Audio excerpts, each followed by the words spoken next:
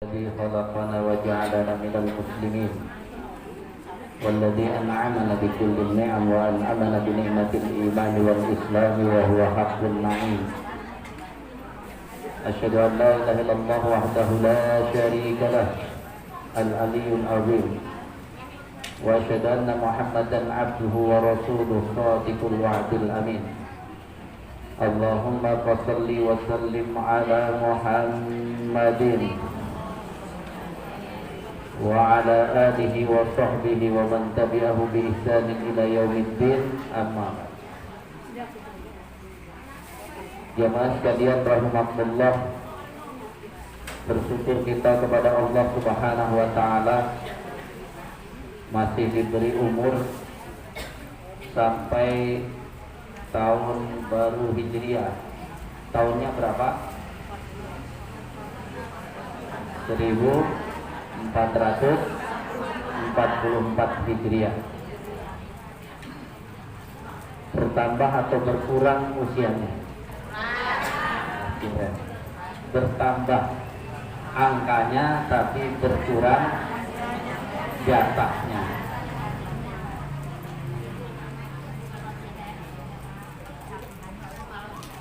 Bulan Hijriah itu saat ini terkenal karena banyak baik berupa kelompok komunitas jamaah yang menggunakan kalimat hijrah. Ada pemuda hijrah, ada apalagi emak-emak hijrah, ada nggak?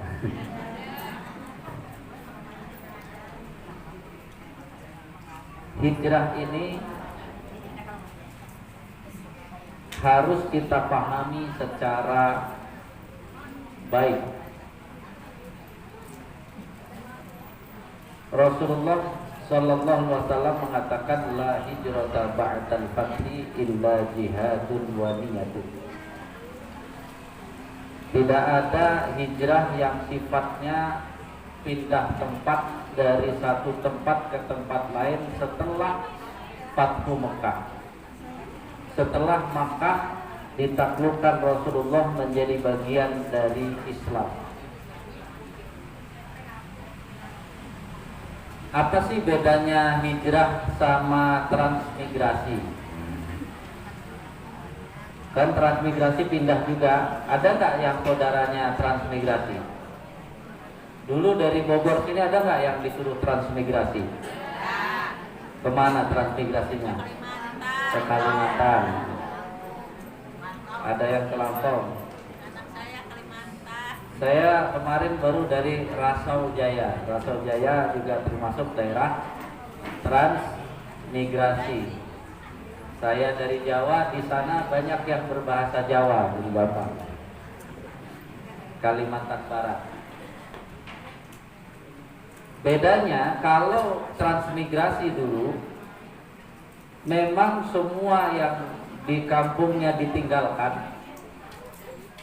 Bahkan tidak jarang yang rumahnya dijual untuk transmigrasi. Sampai sana dikasih rumah dan tanah 1 hektar. 1 hektar itu berapa meter persegi? Nah, ibu-ibu ini jarang ngukur tanah nih. 1 hektar berapa meter persegi? Kalau kontrakan berapa meter persegi? Ada 2 kali 3, ada apa? 1 hektar itu 10.000 meter persegi. 10.000. Luas apa sempit? Rumah ibu-ibu paling luas berapa meter persegi? 100 meter itu udah luas.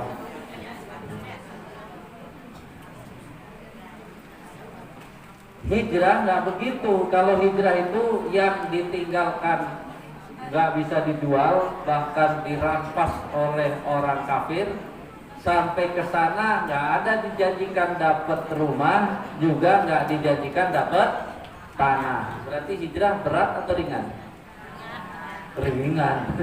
Ibu suruh pergi dari kampung, di sana belum jelas nasibnya, ringan atau berat? Kalau transmigrasi berat atau ringan? Harusnya ringan, orang dikasih tanah sehektar, suruh pindah dikasih tanah sehektar. Makanya hadis tentang niat ikhlas itu yang diberi contoh hijrah, karena hijrah berat. Belum lagi sambil hijrah ada yang diancam mau dibunuh. Akhirnya dia hijrah sembunyi-sembunyi. Sudah nggak bawa bekal, hijrahnya sembunyi-sembunyi. Kira-kira kalau di zaman itu kita suruh hijrah, kira-kira yang berani langsung takut dihadang dibunuh atau yang sembunyi-sembunyi?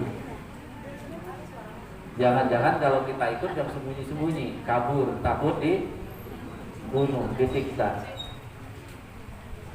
Ada yang hijrahnya sangat berani, diumumkan di depan Ka'bah, siapa yang istrinya pengen jadi janda dan anaknya pengen jadi yatim, besok saya mau hijrah, silahkan hadang. Siapa yang berkata begitu? Hah? Kok nggak ada? Wah, ini waktu ceramah Muharram dengernya apanya nih? Itu sahabat Umar ibnul Khattab. Umar bin Khattab itu sebelum hijrah, yang lain pada takut kalau Umar umumkan besok saya mau hijrah, silakan yang mau hadang, berarti istrinya siap jadi janda dan anaknya jadi yatim. Karena Umar memang sudah pemberani hebat, jadinya nggak ada yang ada.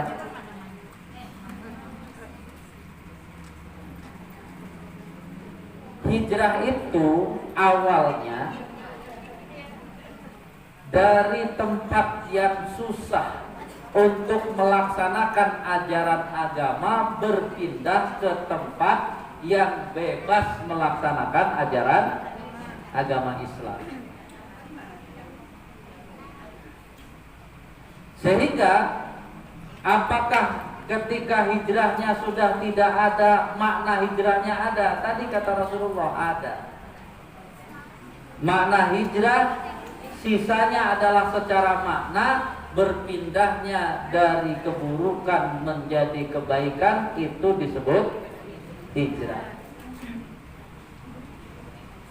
Ibu-ibu yang belum mau sholat terus mau sholat, itu namanya bisa disebut hijrah. Yang tadinya biasa tidak nutup aurat terus nutup aurat, bisa disebut hijrah. Orang-orang ya yang biasanya ngomongin orang terus nggak mau ngomongin orang, bisa disebut hijrah. Yang biasanya dikit-dikit utang, dia tahan diri untuk tidak berhutang, itu juga bisa disebut hijrah. Tapi kalau katanya hijrah terus balik lagi, hijrah balik lagi, itu bukan hijrah, itu setrikaan. Jadi buka, tutup deh, buka deh, tutup deh, setrikaan kali ini. Berarti kan apa makna selain hijrah? Makanya hijrah saja nggak cukup. Kalau kita kembali kepada surat Al-Baqarah ayat 218, itu bunyi ayatnya innal ladzina amanu. Makanya kalau mau hijrah, modal hijrah itu adalah iman. Iman itu modalnya ngaji, belajar agama yang benar. Kenapa ibu-ibu harus ngaji, belajar agama yang benar? Karena kita hidup di negeri Indonesia, apa saja laku. Jangan nanya jualan tales di Bogor, ya pasti laku jual tales. Masih ingat pelatih bulu tangkis yang namanya Ahmad Musaddiq, yang ngaku dapat wahyu di Gunung Buder? Pernah kan? Ya. Ada pengikutnya nggak?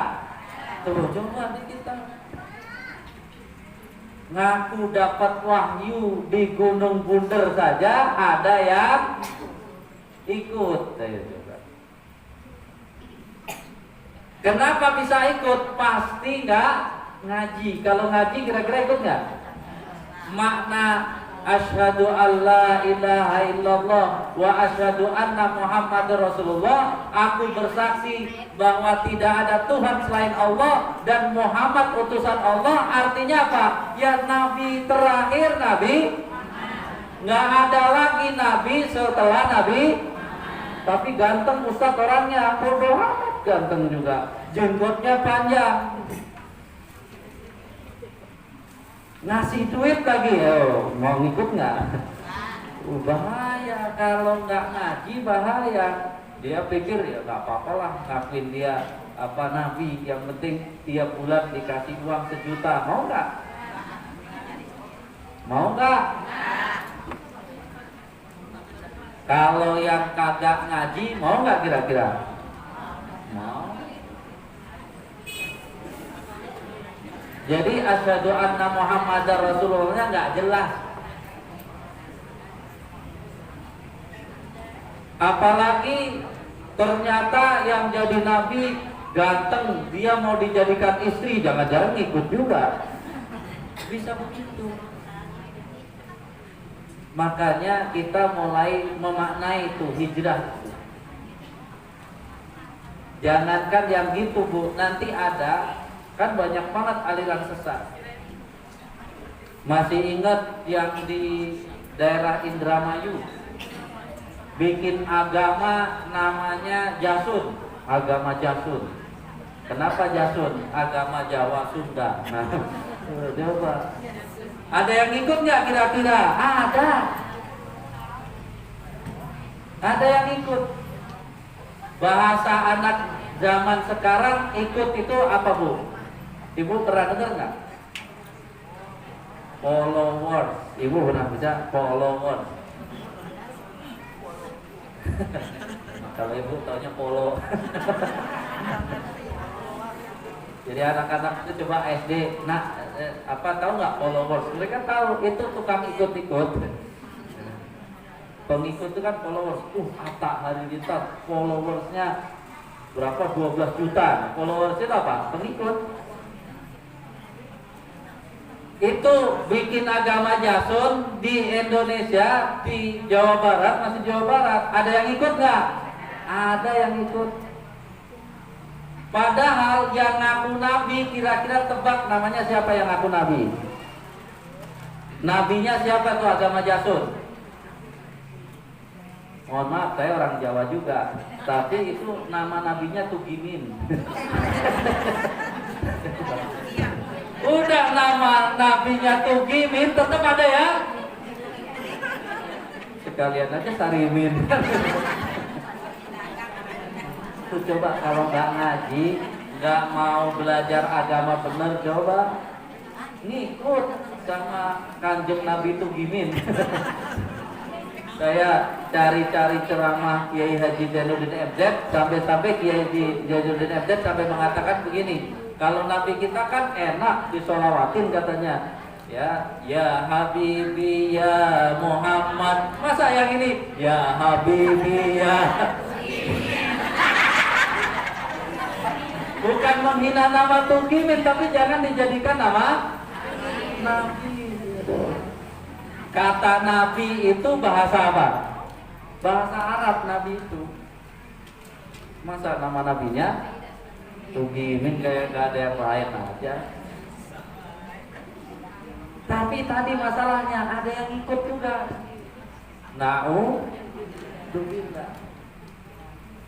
Karena itu hijrah salah satunya yang harus mulai ditanamkan kepada ibu-ibu. Saya karena berada di akhir zaman, maka saya harus ngaji, nggak mau tertipu. Bisa ditipu, bisa disesatkan, bisa ngaji. Makanya dengan kita berkumpul di sini, salah satu makna hijrah itu ya,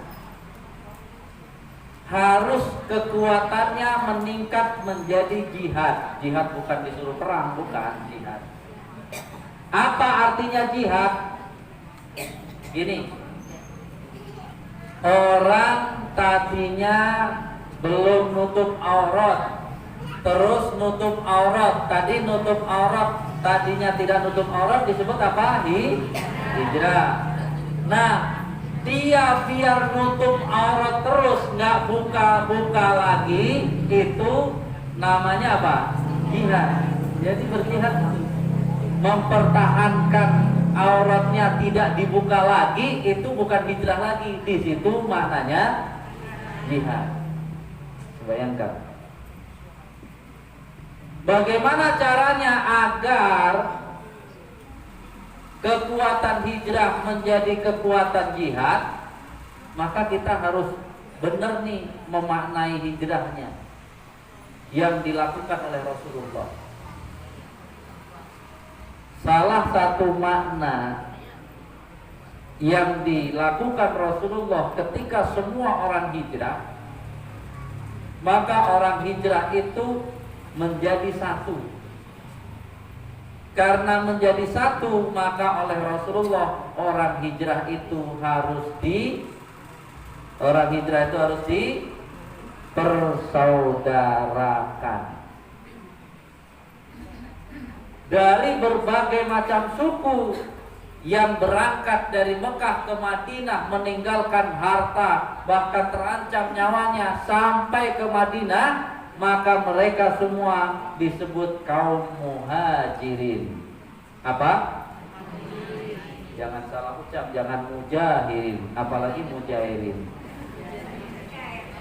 Kalau mujahirin masih enak. Kalau mujahirin salah. Mujahirin itu adalah orang yang terang-terangan berbuat dosa. Makanya jangan salah. Kalau ikan mujair beda lagi. Itu mah dipecak ya. Jadi muhajirin, orang-orang yang ada di Madinah dengan berbagai sukunya dijadikan satu, disebut Al-Quran adalah apa? Kaum Ansor. Ansor artinya yang menolong orang yang hijrah. Jadi yang bermacam-macam, mau dari mana saja disebut muhajirin, yang bermacam-macam suku disebut Ansor. Tidak sampai di situ, Rasulullah persaudarakan antara kaum muhajirin dan Ansor.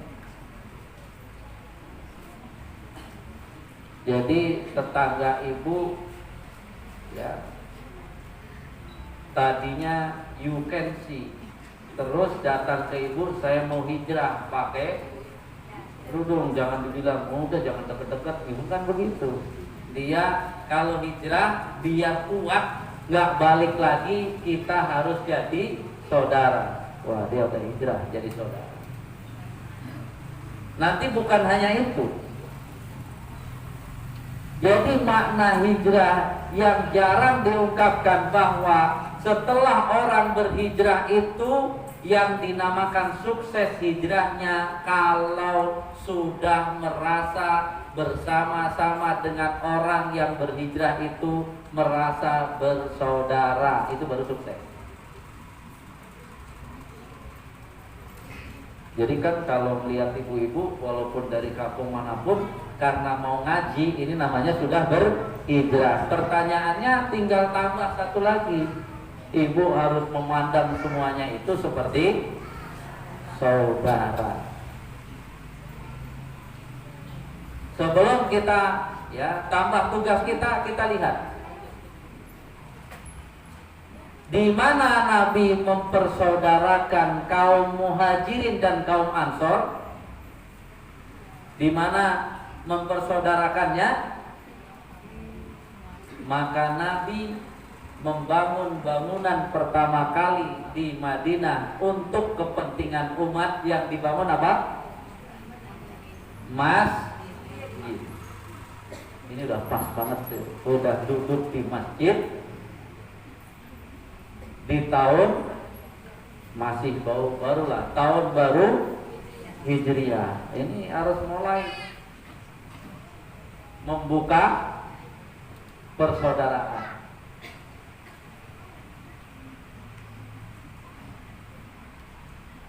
Di mana orang kaya dan miskin bisa berkumpul? Di masjid. Orang senang dan susah bisa berkumpul di mana? Masjid. Pejabat dan rakyat bisa jadi satu di mana? Di masjid. Sabar, nanti satu lagi di depan masjid. Setelah Rasulullah bangun masjid, lalu Rasulullah bangun pasar. Jadi maka tapi masjid dulu. Jangan masjid ikut pasar, pasar harus ikut masjid. Kewajiban yang ngumpul di masjid laki-laki atau perempuan yang setiap hari? Laki-laki. Kalau di pasar bisa perempuan, bisa laki-laki. Jadi ini luar biasa ajaran Islam. Hijrah itu kita bertemu di satu titik bahwa kita bersaudara. Kita tambah dulu. Makanya salah satu semangat yang kita punya hidup di dunia, gambaran orang yang sukses diceritakan Al-Quran sukses hidup di dunia, salah satunya siapa? Sukses banget hidup di dunia, salah satunya siapa? Saya tambah tandanya Nabi yang sangat sukses hidup di dunia. Kalau jangan hanya akhirat, kalau Nabi ya hidup akhirat sudah pasti sukses. Tapi yang sangat sukses dunia selain Nabi Muhammad siapa? Nabi Sulaiman.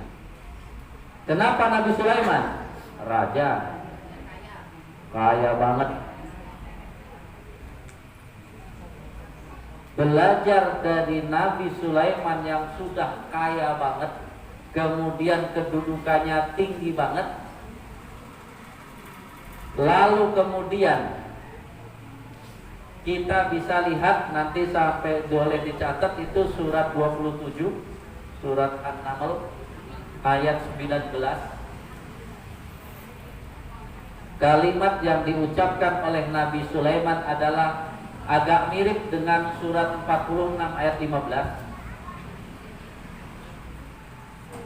Rabbi auzi'ni an ashkura ni'mataka allati an'amta alayya. Itu ya, yang diucapkan oleh Nabi Sulaiman. Ibu bisa bayangkan pemimpin sebuah negeri, raja kaya banget, selalu bersyukur, kira-kira rakyatnya gimana tuh? Kan orang bersyukur tuh kalau hartanya banyak dibagi-bagi atau pelit? Coba rakyatnya kayak apa? Dia kaya raya, lebih kaya dari Korun, lebih kaya semuanya. Udah kaya raya, kedudukan tinggi, kira-kira rakyatnya gimana? Jangankan rakyatnya, semut aja, itu kan ayat itu tentang semut. Semut aja nggak diinjak. Jadi lihat dari semangat bersyukurnya satu. Kemudian ini kan dalam rangka menguatkan persaudaraan, ternyata nomor satu bersyukur. Kemudian yang kedua, wa an a'mala sholihan tardo. Harus bersama-sama nih. Dari manapun, ayo kita bisa nggak bikin amal soleh yang Allah senang. Belajar jangan amal soleh yang Allah senang. Sekarang saya turunkan amal soleh yang Rasul senang. Nih biar kita semuanya bisa bersaudara, melakukan amal soleh yang Rasul senang. Untuk tahu itu saya balik, kira-kira apa yang paling tidak disenangi Rasulullah? Apa yang paling tidak diridhoi, disenangi Rasulullah? pas ditanya tentang itu. Pernah dengar apa jawabannya? Jika ada umatku masuk neraka. Ini menarik. Jika ada umatku masuk neraka. Jadi kalau ibu-ibu berbuat dosa nggak mau tobat, itu bukan hanya ibu nggak masuk neraka saja, tapi ibu telah membuat sedih Rasul. Karena ibu di KTP-nya Islam bukan? Islam, tapi nggak mau masuk surga, malah mau masuk neraka. Kan berarti membuat apa? Rasul sedih.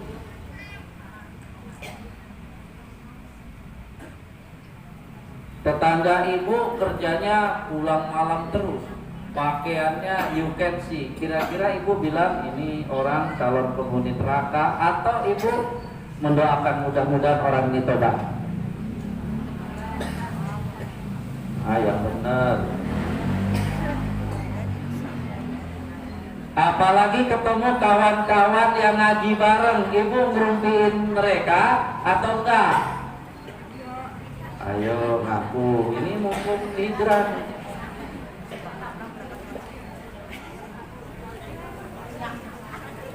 Kalau mereka tahu bahwa yang merumpikan mereka itu jamaah pengajian, kalau dia diajak ngaji mau nggak kira-kira?